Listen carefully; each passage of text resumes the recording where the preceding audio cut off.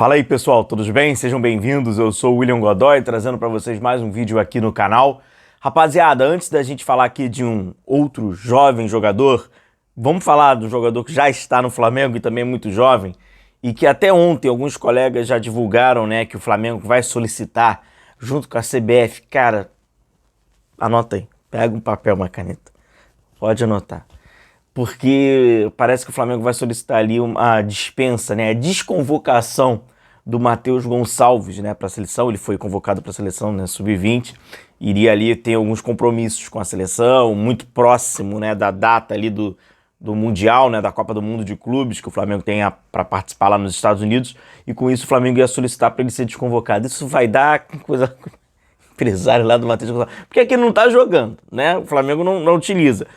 Por mais que seja a seleção sub-20, mas, cara, é importante participar em seleção também de base. Quando a gente fala sobre esse mundo, né, de empresarial, tal, não sei o quê, né, tem esse valor. Ainda vai pedir para ser desconvocado, para nem jogar.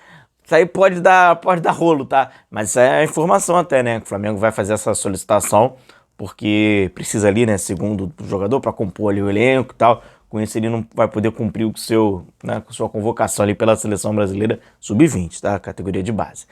Rapaziada, é o seguinte, falando do jogador jovem, a imprensa internacional vai divulgando aí esse interesse do Flamengo no atacante Wesley.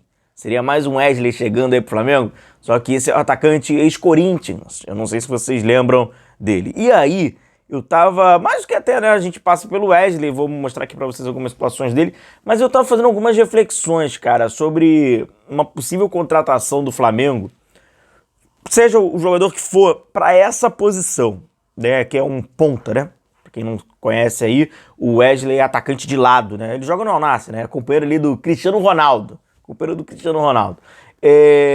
Cara, seguinte, na minha opinião, tá, o Flamengo, se você... Como a gente até já bateu esse papo em lives, o Flamengo, se você olhar a posição de ponta esquerda, certamente é a posição mais cara do elenco do Flamengo, sobre remuneração mesmo. Se você somar as opções que o Flamengo tem em todas as posições do elenco, e você olha da ponta esquerda, soma o salário dos caras, é o mais alto. Então, é a posição que tem maior custo do Flamengo, né? E que hoje o Flamengo tá naquela, né? Bota o fulano. Aí você, quando o fulano tá jogando, tu fala assim, pô, mas o Beltrano no banco de reserva é melhor. Bota o Beltrano. Aí tu fala, não, volta com o fulano. E o fulano e o Beltrano é Cebolinha, é Michael, né? Até eventualmente o Bruno Henrique e tal. O Bruno Henrique tem migrado, né, pra posição de atacante mais à frente, mas ele é um ponta esquerda, né? Até o Bruno Henrique se apresenta como ponta esquerda, quando tem a oportunidade de falar, né? De posição ele falou, ponta esquerda e tal, não sei o quê. Mas com o Felipe Luiz ele tá brigando mais por esse atacante. Ah, quando tiver Pedro, por exemplo, será que o Bruno Henrique vai ficar em banco de reservas? Ou não vai jogar mais eventualmente pelo lado esquerdo, como também já vimos? Enfim, cara, tu soma ali Bruno, Michael e Cebolinha, tá muito, muito, muito caro. Então, já é uma posição que pro Flamengo já gera muito custo. Perfeito. Segundo, então, essa informação, o Wesley viria por empréstimo para o Flamengo. Empréstimo é o famoso menos pior, né? Porque o empréstimo, né? Tá ali e tal. Ele tem apenas 20 anos. Cara, ele foi muito cedo, né? Ele se destacou na temporada passada, teve muito bons momentos aqui no futebol brasileiro, pelo Corinthians, mas aquilo, a necessidade do Corinthians, né, desesperado, com grana, e também do atleta ali, o empresário, apresenta uma, pô, tu já vai ganhar uma bolada ali com 19 anos, mal havia completado ali 19, já tem esse interesse, pô, bacana, vamos pra lá. Só que, cara, você vai jogar no futebol lá no Al-Nassr, você não vai, né? Não é o futebol pra uma camada porque você vai se desenvolver tanto assim, né? Tu vai jogar com medalhão, e tu vai jogar com jogadores de categoria, né, mais abaixo, locais e tal. Então não é uma praça de futebol que tu vai conseguir se desenvolver tanto assim. Como você vê o mapa de calor do Wesley, ele tá atuando como um ponta esquerdo, né? Ele é um ponta esquerdo, assim como aqui no Brasil, no Corinthians, ele também era o ponta esquerdo e tal. Lá ele também é ponta esquerda, fez um jogo ou outro na ponta direita, mas ele é ponta esquerdo. Agora, o que a gente vê hoje, né, falando de maio de 2025, é que o Wesley segue ainda, aí que tá, por isso que tem que ser empréstimo, segue ainda sendo um jogador que não tá pronto. Ele não tá pronto. E a gente não tá falando sobre qualidade técnica. Não precisa falar sobre qualidade técnica. A gente fala sobre tomada de decisão.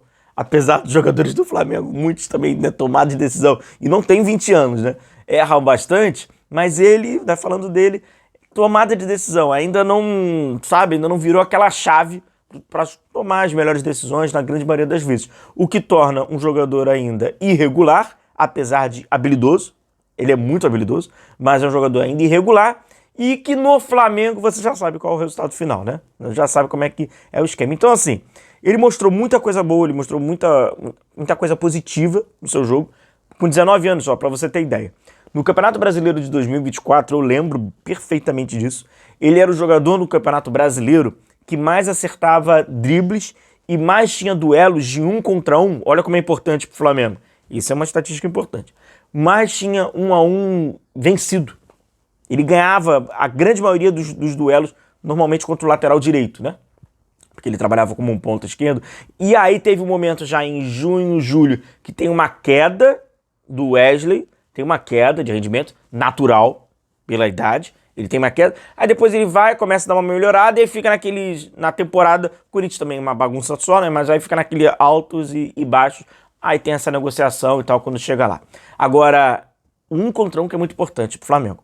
Eu já trouxe para vocês até, foi recente agora o nosso vídeo falando sobre a vitória do Flamengo, agora sobre a LDU, como o Flamengo cria jogada pro Michael, né? Tem todo um circuito ali para criar a jogada pro Michael ficar no mano a mano, né? Para quem não viu o vídeo, eu deixo o link aqui. Então é só você, é aquilo, você tira ali o Michael, coloca o Cebolinha, tira o Cebolinha, coloca o Bruno Henrique, eventualmente, né, com essa informação, tira o Bruno Henrique, coloca o Wesley, por exemplo. E aí como ele vai se comportar naquele cenário, onde o Flamengo busca, né, sempre o ponta pelo lado esquerdo ficar livre para encarar 1 contra 1 e mais do que isso. O Alexandro, que não é um lateral que, né, desce tanto quanto o Wesley, e é proposital, o Alexandro ele já tenta, né, até atrair mais o lateral por dentro para criar essa dúvida, para que o ponta, quando receba, ele já receba com velocidade, já encare a marcação. Não precisa nem dele o ponto tá marcado, né? Esse 1 contra 1, até me corrigindo, não é nem ele marcado, é criar 1 contra 1 dele agressivo, né? Conduzindo a bola, indo para dentro do marcador e o marcador estando numa situação desfavorável. Foi isso que o Flamengo, não foi a primeira vez, né? O Flamengo buscou contra a LDU e tá bem explicadinho, na minha opinião, no nosso vídeo passado. E aí vem mas só que o Wesley carrega pela idade um ponto de interrogação gigantesco e, cara, o Flamengo tem que pensar na questão financeira também. Por mais que seja empréstimo e, obviamente, é um jogador valorizado que saiu, né? Foi um alto custo ao Nasser, mesmo por empréstimo, seria mais um salário a pagar.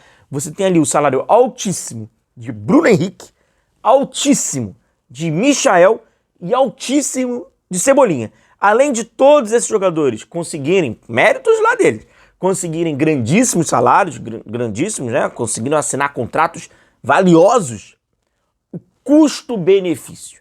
O que torna o jogador de futebol mais caro ainda é o seu custo-benefício, né?